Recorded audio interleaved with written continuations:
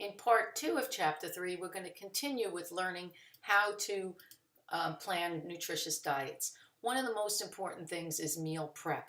You know, one of the things that's so difficult is we have busy lives and we're all running around here and there, and we never have time to think about our foods. So we stop for quick meals. Things are already prepared out at restaurants, quick, fast food places, etc. And that adds extra calories, extra fat, extra sugar, and salt in the diet that we really don't need. So prepping meals, pick a day. Maybe it's a Saturday or a Sunday, or whatever day works for you, where you're going to the store, buying the foods that you need, and preparing your meals so that when you get home each night, it's very easy to get everything cooked and organized. Also, have a meal schedule. Know what you are actually going to cook for breakfast, lunch, and dinner every day. Kind of think about what you're planning to eat. Then there are so many different tips and suggestions. I've included some file links in this week's learning module for you to look at with planning meals, which really helps. It has to become a habit. It seems like a tough task at first, but it really needs to become a habit for you to be able to not even think about it. And then it's not hard to plan, because within 5 minutes you can think, well, today I'm having this for breakfast, this for lunch, and this for dinner, and something for snack, and it occurs as part of a habit. So stick with it. It's worth it. Once you develop that habit, you'll have it for life. And remember, habits are hard to change, so it's not going to happen overnight.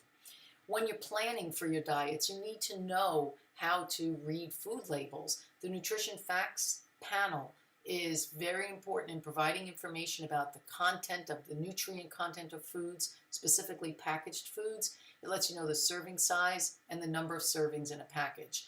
It lets you understand all about fat and sodium and carbohydrates, vitamins, minerals, and sugar that are contained in the product. So when you're looking at a food label, the Nutrition Facts usually follows a certain standard. You'll see the serving size. And this people know right away. They'll see it's half a cup, for example, in this particular can of tomato sauce. But what they get confused on is the servings per container. So it says serving size is half a cup, and it says calories 25. And so many people think, wow, I can eat this whole can of tomatoes and it's only 25 calories. Well, it's really 25 calories per half a cup. If you ate the whole can, which is 3.5 cups, it would be a lot more than 25 calories. So, make sure you pay attention to that. Look at the different fat content, cholesterol, sodium, and pay attention to the list of ingredients also, which in this particular case is very little, since there is really just tomatoes, hardly anything, little juice, and some citric acid. So if we look at the new label that was proposed, that, this is something they're thinking of going to, it's a little bit easier to see, where now you're seeing right away 8 servings per container.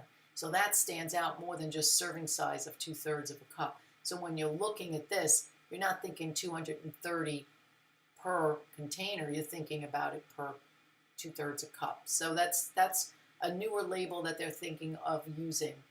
Then with regard to health claims, you got to remember that the FDA allows certain health claims on food labels. Some are not allowed. You can't just say this is the greatest invention and you're going to be healthy for life if you eat this. So they give you certain guidelines to follow with what kind of health claims you're allowed to use. And Table 3.8, I'm not going to go through all of it, but read Table 3.8 as it really describes the different types of dietary issues that you might have with certain health conditions and what that claim might be. For example, with heart disease, it will say, while many factors of heart disease, the diet's low in saturated fat and cholesterol may reduce the risk of this disease. There are many factors that affect it, but if you reduce your fat and cholesterol, you may reduce the risk. So that's allowed. But then if you were to say, if you eat this product, you will never get heart disease, that's not going to be allowed. So pay attention to the claims. There's also claims for sugar, calories, fat, cholesterol, fiber. Again, Table 3.9 has a whole list of what does sugar-free really mean. It means that the product has to have less than 0.5 grams of sugar per serving. So take a look at that table to understand serving sizes as well, and what is allowed with regard to labeling and descriptive health claims. There's other terms such as light. There's that has to have at least a third fewer calories. And then as of February 2016, natural could be used on a food label, but if it's natural, it has to have no food colorings, no fake or artificial flavors, and no unnatural substances. But beware, that does not mean that it's organic if it's natural. With regard to supplements, labeling is pretty similar in the sense of the way the label looks, but you have to remember with regard to any type of supplement, the Food and Drug Administration treats it as a food, not as a drug. So you have to be very careful specifically with their claims, as they have so many different types of claims on those labels. Again, when you're looking and comparing foods, you have to think of the difference between organic and non-organic farming. With organic farming, you can't use synthetic fertilizers or any types of pest control.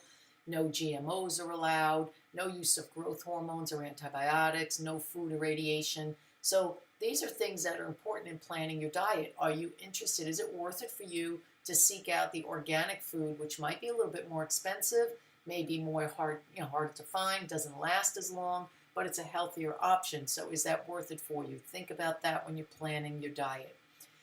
With regard to organic food, if you see this seal, which says USDA organic, you can assume that that food is certified by the United States Department of Agriculture as being an organic food. So there are labeling categories. To get that seal, it has to say 100% organic ingredients. Organic may be used if somebody says their food is organic. It may not be 100% organic, but if it's at least 95% organic, it can use the seal by the USDA. But anything else that says made with organic ingredients cannot use that USDA organic seal, because those type of foods are made with about 70 to 90% of certified organic ingredients. And if it's not above 95%, you can't use that seal. So hopefully this chapter gives you some insight in what you should be thinking about in planning your meals, and read the supplements in the learning modules as it really will help you in planning your own diet.